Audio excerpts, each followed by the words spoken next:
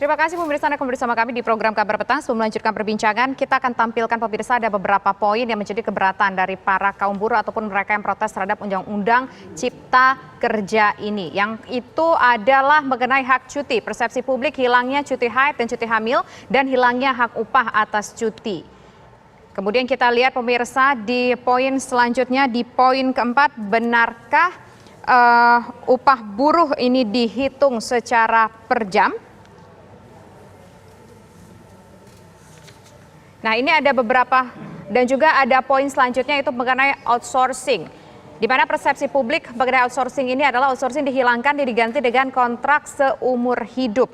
Memang ada penjelasan-penjelasannya Anda bisa saksikan di layar kaca pemirsa, tapi ini adalah dua poin yang menjadi keberatan dari mereka menolak Undang-Undang Cipta Kerja ini. Saya langsung ingin ke Pak Andreas. Pak Andreas, penjelasan sebetulnya seperti apa? Benarkah hak cuti dihapuskan semuanya dan tidak ada hak atas hak cuti tersebut? Dan benarkah outsourcing diganti dengan kontrak seumur hidup?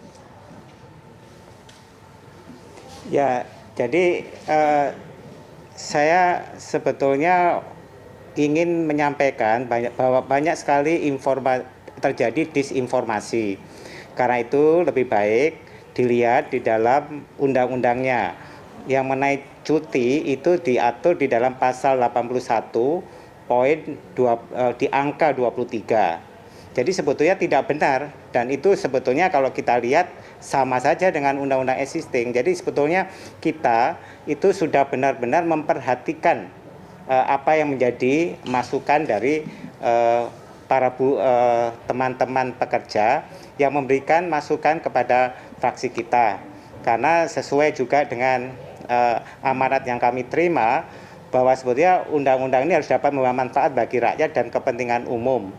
Dan tentu saja kita memperhatikan seluruh masukan yang ada. Jadi sebetulnya kalau dikatakan bahwa itu dihapuskan, itu sama sekali tidak benar.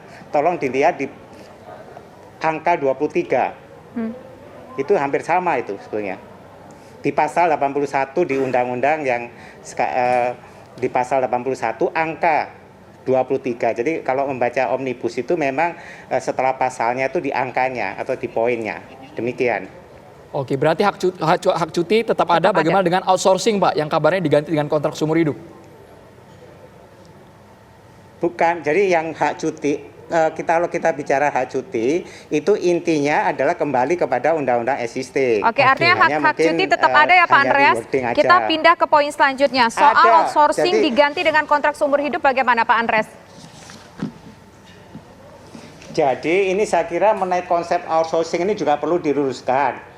Karena sebetulnya outsourcing ini sebetulnya tetap bahwa outsourcing ini hanya untuk pekerjaan yang sifatnya tidak tetap.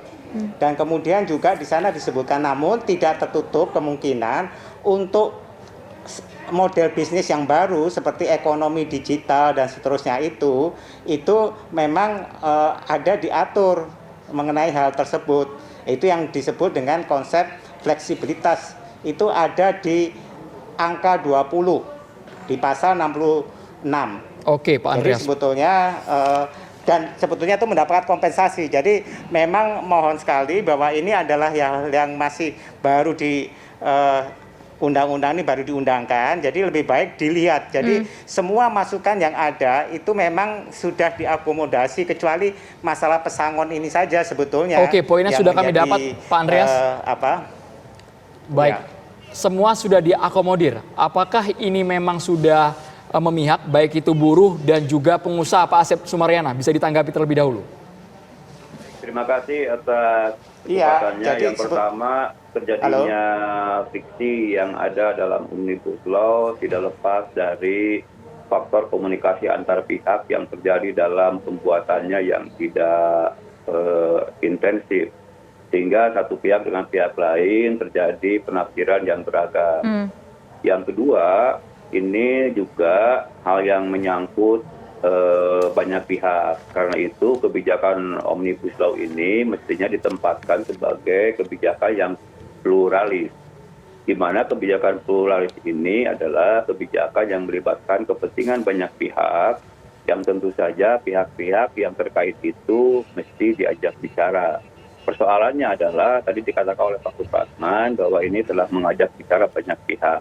Yang sering terjadi persoalan, pihak-pihak yang sering diajak bicara itu seringkali mengaku mewakili banyak pihak, tapi sebetulnya seringkali terjadi yang bersangkutan itu mewakili pihaknya sendiri, sehingga pihak-pihak lain menjadi tidak terwakili. Nah, yang ketiga ini berkaitan dengan sosialisasi yang kurang bagus.